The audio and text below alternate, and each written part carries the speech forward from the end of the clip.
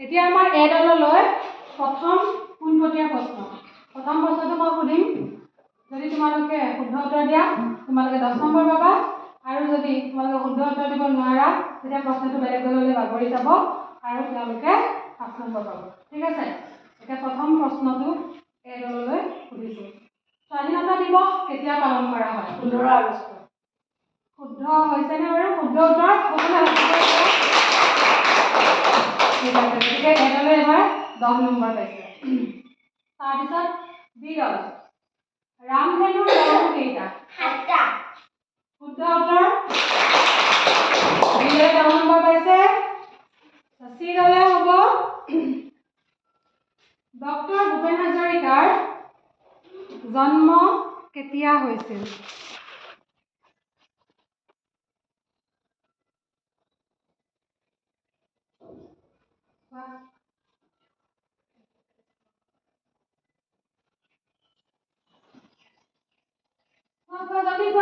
Doctor Bhupen হাজৰিকাৰ জন্ম কিমান চনত হৈছিল?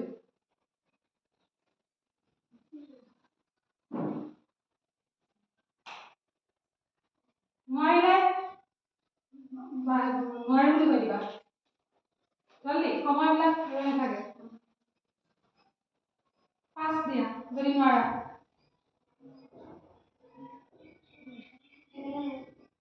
নোৱাৰা? ঠিক আছে, নোৱাৰে। এতিয়া তেওঁলোকে যেহেতু চি দলে প্ৰশ্নটো উত্তৰ দিব নোৱাৰিলে, গতিকে চি দলে 0 পাব আৰু এই প্ৰশ্নটো বেলেগ দললৈ বাগৰি গৈছে। কোনে উত্তৰটো দিব পাৰে, কোনটো দলে দিব পাৰা উত্তৰটো দি দিয়া। ডক্টৰ ভূপেন হাজৰিকাৰ জন্ম কিমান চনত হৈছিল? 1926 চনত। শুদ্ধ। ডি দলে চি দলৰ পৰা বাগৰি অহা প্ৰশ্ন উত্তৰ দিছে, গতিকে তেওঁলোকে 5 নম্বৰ এটা পাইছে। এতিয়া আকৌ আমি বি দলক পোনপটীয়া প্ৰশ্ন সুধিম। এইটো প্ৰশ্নৰ নম্বৰ হ'ব 10। সুধাকণ্ঠ হিচাপে কাক জনা যায়? ডক্টৰ ভূপেন হাজৰিকা। ডি দলে আকৌ 10 নম্বৰ পালে। হয়, প্ৰথম ৰাউণ্ডত এ দলে পাইছে 10 নম্বৰ, বি দলে পাইছে 10 নম্বৰ, চি দলে পালে 0 আৰু ডি দলে পালে 15 নম্বৰ। কোনটো দল জিকি আছে? ডি দল জিকি আছে। ডি দলে পালে 5 নম্বৰ দিছো। এতিয়া দ্বিতীয় ৰাউণ্ডত মই আকৌ পোনপটীয়া প্ৰশ্ন সুধিছো এ দললৈ।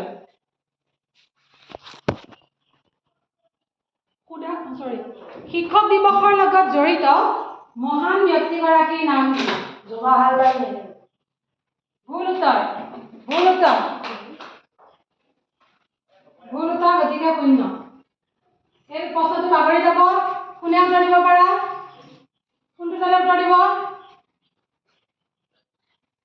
শিক্ষক দিৱসৰ লগত জড়িত মহান ব্যক্তিগৰাকীৰ নাম কি?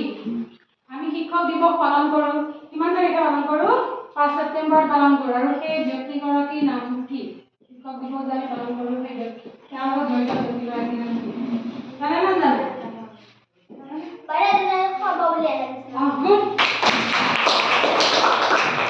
বি দলে আমাক শুদ্ধ উত্তৰ দিছে। বি দলে আমাক 5 নম্বৰ এটা বেছিকৈ পাইছে। এতিয়া বি দলক আমি আকৌ এটা পোনপটীয়া প্ৰশ্ন কৰিম। মৰিগাঁও জিলাৰ একমাত্ৰ অভয়াৰণ্যখনৰ নাম কি? মায়ং। মায়ং নহয়, মায়ং পবিতৰা। Yes.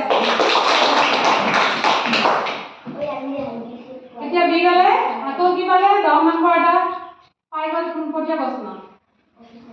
এইবাৰ আমি চি দলক সুধিম। চি দলৰ বাবে পোনপটীয়া প্ৰশ্ন হৈছে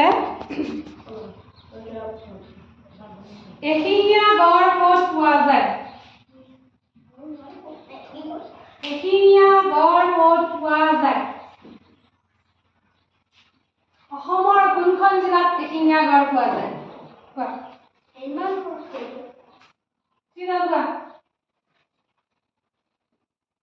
অসমৰ কোনখন জিলাত এশিঙীয়া গড় পোৱা যায়?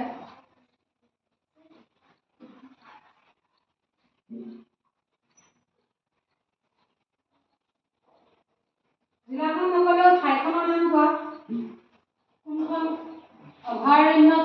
এশিঙীয়া গড় আমি দেখিবলৈ পাওঁ নাজানা যদি পাছ কৰি দিয়া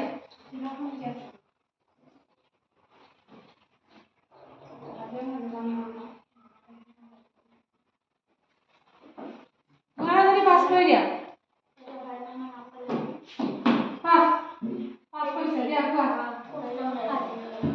কাজিৰঙা অভয়াৰণ্য হয়নে কাজিৰঙা অভয়াৰণ্যখন কোনখন জিলাত আছে গোলাঘাট জিলাত 5 নম্বৰ পালে বেছিকে হয় ঠিক আছে এতিয়া জি দলৰ কাৰণে এটা পোনপটীয়া প্ৰশ্ন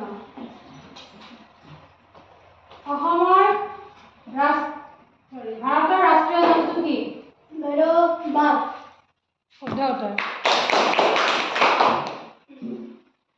এতিয়া দ্বিতীয় ৰাউণ্ডত এ দলে 10 নম্বৰ পাইছে গতিকে প্ৰথম ৰাউণ্ড আৰু দ্বিতীয় ৰাউণ্ড মিলাই এ দলৰ 20 নম্বৰ হ'ল তোমালোকে প্ৰশ্নটো পাৰিছিলানে